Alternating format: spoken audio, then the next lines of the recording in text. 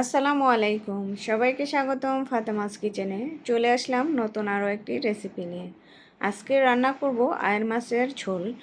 আর এই রান্নাটি খুবই সাধারণ কিন্তু খেতে খুবই অসাধারণ হয় বলেই আজকে আপনাদের সাথে শেয়ার করব কিভাবে আমি এই রেসিপিটি তৈরি করলাম। এর জন্য এখানে আমি কড়াইতে দিয়ে দিলাম পরিমাণ মতো সরিষার তেল, আর দিয়ে দিয়েছি 2 টেবিল চামচ পেঁয়াজ কুচি। এখন এই পেঁয়াজটাকে আমি নেড়েচেড়ে বাদামি কালার করে ভেজে নেব। আর এই মাছটা রান্না করাতে কিন্তু পেঁয়াজ বাটা ব্যবহার করতে হবে। আর এই পেঁয়াজ বাটাটা ব্যবহার করলেই কিন্তু মাছটার টেস্টটা অনেক বেশি ভালো হয়, আর গ্রেভিটাও অনেক বেশি গাঢ় বা খেতে ভালো লাগে। এখন সাথে দিয়ে দিচ্ছি 1 চা চামচ আদা বাটা, 1 চা চামচ রসুন বাটা। দেওয়ার পর আমি কিন্তু পেঁয়াজের সাথেও মশলাটা ভেজে নিয়েছি। এখন একটু পানি দিয়ে দিলাম, আর এখন দেব মশলা। এখানে পরিমাণ মতো দিয়ে দিলাম মরিচ গুঁড়া, হলুদ গুঁড়া, ধনে গুঁড়া, জিরে গুঁড়া। আপনারা আপনাদের মানে তরকারিতে যেরকম ঝাল খান বা মশলা খান সেই অনুপাতে দিয়ে দিবেন।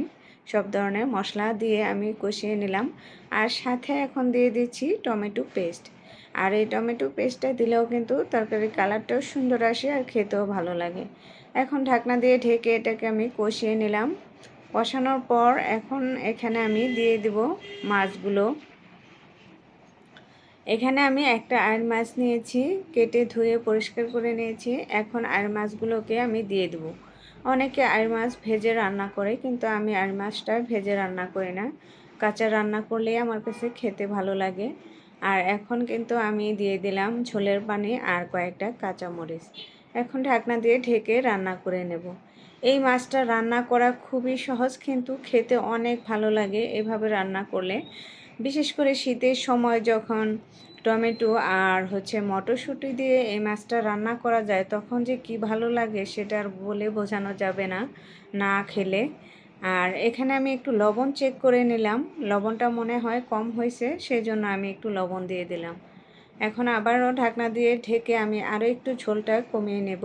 আর এই যে কিছুক্ষণ রান্নার পর ঝোলটা কিন্তু অনেকটাই কমে এসেছে। আর এখন আমার রান্নাটা শেষ। আর ঝোলটা কিন্তু আমি এরকমই রাখবো, এর চেয়ে বেশি শুকাবো না। এরকম রাখলেই কিন্তু এই তরকারির টেস্টটা অনেক বেশি ভালো আসে। নামানোর আগে দিয়ে দিলাম ধনেপাতা, আপনারা চাইলে ভাজা জিরের গুঁড়োও দিতে পারেন। এখন চুলাটা বন্ধ করে পরিবেশন করে নিচ্ছি। আমি একটা বাটিতে মাছগুলোকে নামিয়ে নিচ্ছি। আর আজকে আমার রেসিপিটি কেমন লেগেছে অবশ্যই কমেন্টস করে জানাবেন। আর যারা পেজ থেকে দেখবেন তারা আমার পেজটা ফলো করবেন। আর যারা আমার ইউটিউব চ্যানেলে নতুন তারা আমার চ্যানেলটিকে সাবস্ক্রাইব করে চ্যানেলের সাথেই থাকবেন। সবাই ভালো থাকবেন, সুস্থ থাকবেন। আল্লাহ হাফেজ।